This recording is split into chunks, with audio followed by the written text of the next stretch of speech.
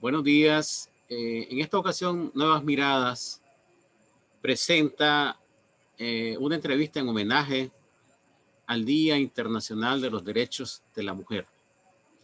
Y para ello hemos invitado y le damos la bienvenida a Nuevas Miradas a la joven comunicadora social y activista Ketsia Nicole Chavarría. Ella participó en los inicios de esta lucha y queremos ubicarla en el contexto como mujer joven, luchadora en ese momento. Ketsia, buenos días. ¿Cómo fue tu integración inicial en la lucha de abril? Bueno, buenos días, ¿verdad? Muchas gracias por el espacio, por la oportunidad para poder compartir mi experiencia. Yo empecé, bueno, habíamos empezado yo cuando estaba en la universidad. Yo egresé de la UCA en 2011. Yo estudié comunicación social ahí y ya hacía algún tiempo nosotros habíamos empezado a hacer algunas protestas, integrado a algunos grupos, ¿verdad? Tuvimos la experiencia de Ocupaínsa en 2011. Pero nunca habíamos estado como en una estructura organizada.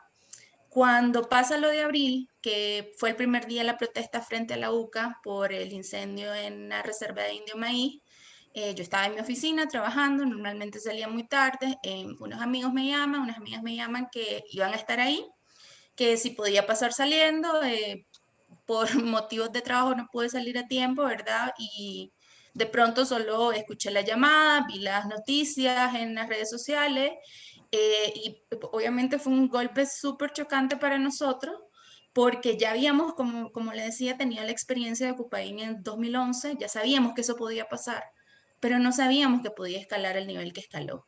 Entonces, pues luego de la protesta de Indio Maíz, con lo que pasó, con los golpes a los muchachos y a las muchachas, yo creo que eso fue como un efecto de bola de nieve en que nos empezaron a molestar más cosas, nos empezaron a incomodar más cosas, empezamos a notar que había más cosas que estaban mal, a ponerle más atención a las cosas y, y a darnos cuenta pues que realmente no nos podíamos quedar así. Entonces, cuando nos dimos cuenta, realmente muchos de nosotros ya estábamos más involucrados de lo que en algún momento pensamos que nos íbamos a involucrar. Desde tu lugar o cuando llegaste, donde tus amigos, ¿qué cantidad de mujeres estaban acompañándote o decididas a iniciar esa lucha? Pues la mayoría de los grupos en los que yo estuve como en diferentes grupos, como les decía, realmente al inicio nunca fuimos como un grupo organizado, éramos núcleos de amigos que formábamos redes para poder colaborar y trabajar en lo que pudiéramos hacer. Y muchos de esos grupos estaban formados por muchas mujeres, liderados por muchas mujeres, coordinados por muchas mujeres. Entonces, yo sí creo que la participación de las mujeres fue sobre todo en la parte organizativa, sobre todo en la parte estructural, en la parte de redes de comunicación, en la parte de seguridad.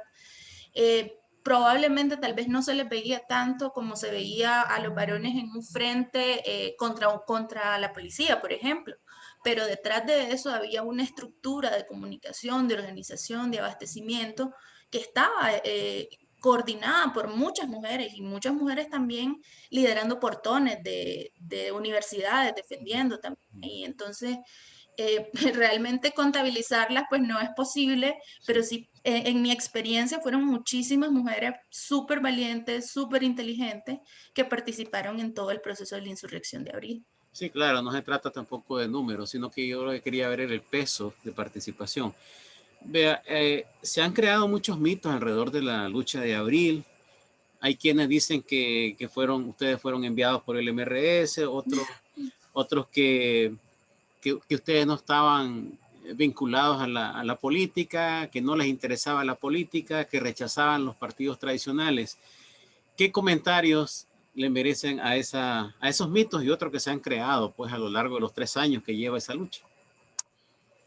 Yo creo que lo del MRS tiene desde el 2011, que fue el Ocupains, como desde esa época nos decían que nos había mandado el MRS, lo que me parece muy gracioso, ¿verdad? Porque ni siquiera los partidos más viejos como el PLC tienen la capacidad organizativa para generar algo como fue Abril, o sea, jamás no lo van a tener en este momento, no tienen esa cantidad de respaldo popular.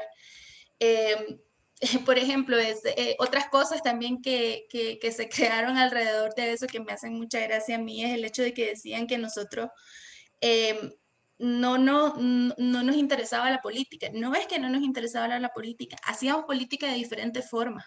Porque, por ejemplo, Ocupains fue una forma de hacer política, cuando nadie más le interesaba hacer política.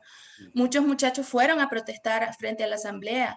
Estaban los miércoles de protesta que se hacían frente al Consejo Supremo Electoral, que mucha gente les decía que estaban locos, que era una locura hacer eso. Entonces yo sí creo que no es que fuéramos apolíticos, sino que estábamos involucrados en la política de una forma diferente.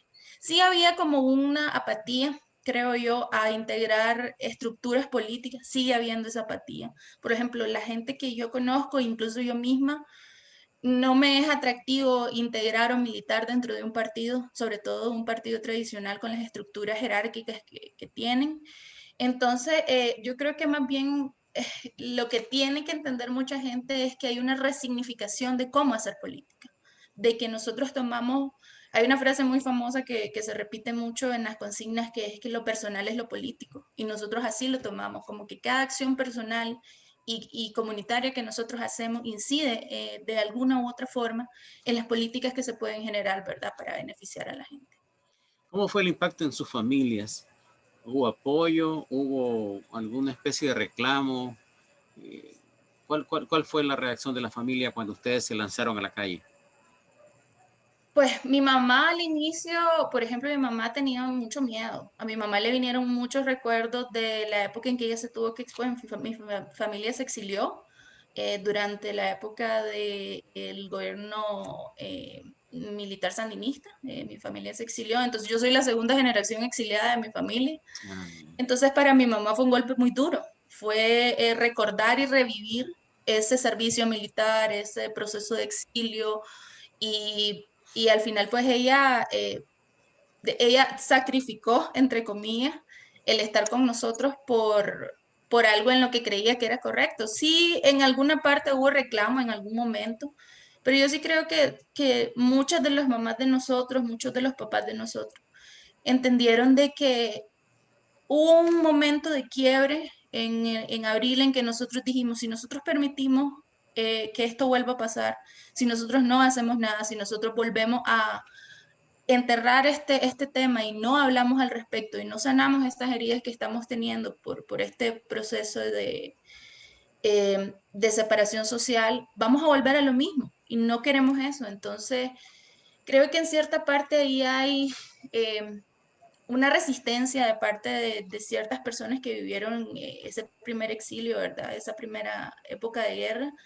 a que nosotros participemos en esto, pero no han podido tampoco retenernos para que no sigamos participando desde donde estemos. después voy a volver sobre el tema de los derechos de la mujer, ¿verdad? A propósito de esta pregunta, quiero decirte lo siguiente. ¿Cómo fue ese tránsito de las mujeres jóvenes hacia las mujeres madres que marcharon en mayo y que fueron reprimidas? ¿Cómo fue ese fenómeno? ¿Cómo ocurrió? Bueno, por ejemplo, yo creo que primero que nada, muchas de las que nos sugirieron ir a la marcha y hacer algo para la marcha fueron las mamás. Es decir, hubo una identificación de madre a madre, de ver, o sea, de ponerse en el lugar de esas madres que habían perdido a sus hijos haciendo lo mismo que nosotros estábamos haciendo. Y plantearse cómo se sentirían ellas y cómo les gustaría sentirse apoyadas en ese momento. Entonces, realmente no fue algo que nosotras como jóvenes impulsáramos o impusiéramos, sino que mucha de la iniciativa de ir nació de ellas. Por ejemplo, mi mamá, yo fue ella fue al revés, yo no quería que fuera porque me daba mucho miedo que algo le pasara. O sea, me daba mucho terror que algo le pasara. Yo decía, mi mamá ya es una señora, ya no puede correr tan rápido, ya es diferente. Yo sí puedo, yo me escondo, me tiro, me brinco, algo puedo hacer. Entonces, al final sí fue conmigo. Yo creo que hubo momentos muy emotivos en esa marcha porque fue mi papá, también mi papá nunca había ido a ninguna marcha, no se había involucrado en absolutamente nada. Y esa vez sí fue. Entonces, yo creo que esa marcha del 30 fue una de las más emotivas que hemos hecho, precisamente por eso, porque hubo una identificación de paternidad y de maternidad que sabía que sus hijos podían ser los que estuvieran ahí, los que pudieran haber pasado desaparecidos o asesinados o torturados, como estaban presos algunos también. Entonces, creo que sí fue más una iniciativa de ellas y de algunos padres que de nosotros como jóvenes. Claro. Independientemente de que ustedes desde el inicio plantearon una forma diferente de hacer política, eh, hubo algunos resabios ahí de discriminación hacia ustedes de parte del patriarcado, pues que se ha caracterizado en Nicaragua en esto de las movilizaciones políticas. Sí, realmente, o sea, la cultura machista que existe en Nicaragua no va a desaparecer porque haya habido un proceso como el de abril. Eso es un proceso que se tiene que trabajar, es un proceso en que tenemos que trabajar desde el feminismo y desde las nuevas masculinidades también. Sí creo que, por ejemplo, es muy contradictorio a veces ver que cuando uno estaba en una situación de riesgo, en una situación donde la vida corría peligro, no había diferenciación de género. Uno u otro podía agarrar una piedra, un mortero o una ulera y defender al otro sin ninguna, sin ningún rezago de que si era hombre o mujer, ¿verdad? Lo mismo que mencionábamos, había mujeres que lideraban portones en las universidades defendiéndolo. Y luego, cuando se organiza o se institucionalizan estos procesos ya de organización popular, que se vuelven pues las organizaciones y las estructuras que existen, entonces ahí se empieza a marcar mucho más el machismo. Entonces ahí empieza ya el punto de que una mujer no puede ser líder, que una mujer no tiene las facultades para llevar un proceso duro, entre comillas, porque se relaciona también al liderazgo con el castigo, con la dureza, es decir, no se relaciona con el cuidado, con la preocupación por el otro. Entonces yo creo que sí hay como cierto sesgo, perdón, todavía con respecto a los liderazgos de las mujeres, pero pues la verdad es que estamos acostumbradas y no vamos a ceder en eso, es algo que no vamos a ceder, son espacios que hemos conquistado, que nos han costado mucho y que obviamente pues no vamos a ceder por esa cultura, vamos a tratar de trabajar en conjunto con nuestros compañeros, ¿verdad? También y con otras compañeras, para cambiar esa cultura, para poder transformar esa cultura y hacer algo mejor. En términos generales, ¿qué piensan las mujeres de abril de lo que está ocurriendo hoy en Nicaragua? Bueno, es difícil emitir una opinión como general de qué pensamos, ¿verdad? Todas, pero muchas de las mujeres con las que yo he hablado se sienten muy frustradas, muy decepcionadas con cómo se han desenvuelto las cosas hasta el momento. Es decir, los liderazgos femeninos siguen siendo una forma de llenar una cuota de paridad y no realmente una forma de ejercicio del poder de las mujeres. Seguimos viendo en los espacios, por ejemplo, que se silencian las voces de las mujeres porque son incómodas. Seguimos viendo que hay una perpetuación de la cultura machista, donde ciertas características masculinas son tomadas como lo ideal para un candidato, ¿verdad? Seguimos viendo discursos, por ejemplo, que sitúan a las candidatas mujeres como cuidadoras, como evocando una nostalgia de un pasado materno, es decir, en una fragilidad y en una cosa de prudencia y de reserva, ¿verdad? De que no sean incómodas, de que no sean como son otros candidatos, por ejemplo. Entonces, realmente decepciona un poco que hemos tratado desde nuestros espacios de romper ese tipo de estereotipos, de romper ese tipo de esquemas que se nos han impuesto y siguen creyendo realmente que nos vamos a tragar ese tipo de discursos. Realmente creen que nos vamos a tragar y que nos vamos a convencer con los discursos tradicionales que nos vienen trayendo y no es así. No se han dado cuenta de que no somos esa generación, de que no nos los vamos a creer y que por eso la opinión pública es tan incómoda con la mayoría de los candidatos. A mí se me hace, por ejemplo, muy extraño que no haya un asesor de comunicación de ellos que les diga que las campañas que hacen no están bien hechas, no están bien dirigidas. Entonces, es muy curioso, no escuchan a la gente, quieren llegar a la gente, quieren tener el apoyo popular, pero no escuchan y no se dan cuenta de los mensajes que transmiten. ¿Por qué se fraccionaron los jóvenes?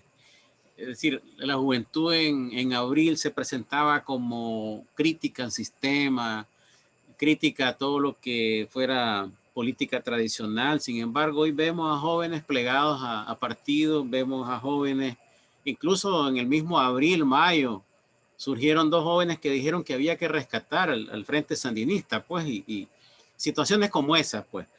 ¿Por qué se fraccionaron? ¿Qué pasó ahí en ese rompimiento? Yo creo que hay una cuestión de intereses. Hay gente que participó en esto desde el inicio viendo una oportunidad de a largo plazo poder obtener algo. Y es decir, siempre hay intereses mezquinos y eso hay que mencionarlo. Hay gente que tiene intereses mezquinos en esto y simplemente se integró a esto por eso. Hay otras personas, muchas muy buenas personas que yo he conocido dentro de las organizaciones, que realmente creen que se pueden hacer cambios trabajando desde las estructuras. Eso responde mucho al discurso de atacar al Estado desde dentro, ¿verdad? Y trabajar desde dentro para destruirlo. Y realmente no se dan cuenta de que no tienen el peso político y tal vez no tienen la experiencia o tal vez no tienen el nivel de respaldo como para que ese tipo de situaciones realmente funcione y terminan siendo arrastrados por esa corriente de conformismo y de obviamente de mantener el status quo de la relación empresa-estado, que al final no importa que sea el frente o no sea el frente, ese modelo Estado-empresa privada es lo que ha prevalecido y lo que ha beneficiado también a la empresa privada en Nicaragua y lo van a seguir manteniendo independientemente de qué partido o qué color esté en el gobierno. Entonces, yo sí creo que el fraccionamiento se da precisamente por eso, porque habemos muchos que hemos tratado en la medida de lo posible de ser coherentes, de hacer lo que decimos, ¿verdad? De que nuestra praxis corresponda con nuestro actuar, de ser lo más reales que podamos ser. Y eh, Valentina, por ejemplo, ella fue una de las muchachas más valientes que yo he conocido en este proceso y esa era una de las cosas que ella siempre decía, que uno siempre tenía que ser real a quien uno era. Y yo creo que precisamente se da el fraccionamiento por eso, porque los intereses de ciertas personas que acapararon cierta mediaticidad, la verdad no sabemos por qué, pero en su momento tomaron cierta mediaticidad, se volvieron a eso, se volvieron a sus intereses, vieron una posibilidad en que podían captar algo y lo hicieron, sin pensar que a largo plazo eso pues va a ser contraproducente. A propósito, ustedes tienen una agenda política nacional. Eh, ¿Qué cantidad de jóvenes están abrazando esta propuesta que ustedes han hecho y que nosotros hemos ido conociendo ahí poco a poco? Bueno, la Agenda de Juventudes, ¿verdad? Que es una iniciativa reciente, recientemente se lanzó desde varias organizaciones. Realmente ha sido una experiencia muy bonita armar esa agenda de juventudes con todos los muchachos y las muchachas que han estado participando. Por ejemplo, la ACD, la Academia por la Democracia, es una de las organizaciones que ha estado participando también. Hay personas a título personal y personas que están a nombre de organizaciones trabajando en temas de educación, en temas de salud, en temas de empleabilidad, temas referentes a la malla curricular de educación que tenemos. Entonces, realmente ahorita creo que más o menos vamos no tengo el dato exacto, pero son 1000 y algo de encuestas las que se han hecho solo para la primera parte del sondeo de que arrojó pues ya la agenda de juventudes que se ha estado distribuyendo. Ahora se ha hecho dos encuestas más, una para ver los candidatos presidenciables y otra también que es la que se está llevando a cabo ahora, para los vicepresidenciables. Entonces, la verdad es que es un ejercicio de participación muy bonito, muy interesante. En mis 31 años no había tenido la experiencia de tener eso, porque obviamente no habíamos tenido nunca un proceso cívico de consulta. Entonces es una experiencia interesante, es decir, verla y ver cómo se van construyendo las ideas en conjunto, que hay cosas que no estamos de acuerdo, posiciones en que no coincidimos, pero que tratamos de buscar un medio para que pues la agenda funcione, para que sea algo que nos abarque a la mayoría y que desde ahí podamos trabajar para mejorar en ciertos puntos específicos y ciertas minorías también no se queden vulnerables ante o fuera de esa agenda. Precisamente te pregunto lo siguiente, esa agenda es va a contribuir a la unidad de los jóvenes y las jóvenes, pues porque... Eso es lo que esperamos realmente. Es decir, cuando nosotros hicimos cuando empezamos con el proceso de esta agenda, cuando se empezó el proceso de esta agenda, la intención era saber qué queríamos. Es decir, todo el mundo nos pregunta como jóvenes qué queremos. Y realmente es una pregunta difícil, porque nosotros también a veces no sabemos qué queremos. O sea, queremos democracia. Sí, claro, queremos democracia, queremos justicia. Pero ¿cómo viene esa democracia? ¿Cómo viene esa justicia? Eh, ¿Qué tipo de justicia va a ser? ¿Qué Dentro, tipo de procesos de sanación también? Sí. dentro del proceso ha habido aquí como una pasarela de candidatos y candidatas. ¿Estas personas se han acercado a ustedes para conocer esa agenda, para asumirla? Imagino o esperamos al menos que los consultores de comunicación que tienen se las hayan pasado, ¿verdad? Porque obviamente como candidatos tienen que estar conscientes de todas las iniciativas que están surgiendo desde las diferentes organizaciones, ¿verdad? Tanto de la UNAP como la Alianza Cívica, como otras que somos independientes, ¿verdad? Entonces esperamos que la hayan leído. Que yo sepa, no ha habido ningún acercamiento hacia nadie de las organizaciones para discutir esta agenda de juventud, esta agenda que ya es algo formal como agenda de juventud, ¿verdad? Y que hemos estado compartiendo, que muchas organizaciones han adherido. Entonces esperamos que, pues, estas personas que han decidido presentar sus intenciones de candidatura se tomen el tiempo de leerla y de comentarnos también dentro de sus planes de gobierno cómo se puede integrar esta agenda de juventudes, porque eso es lo que estamos esperando.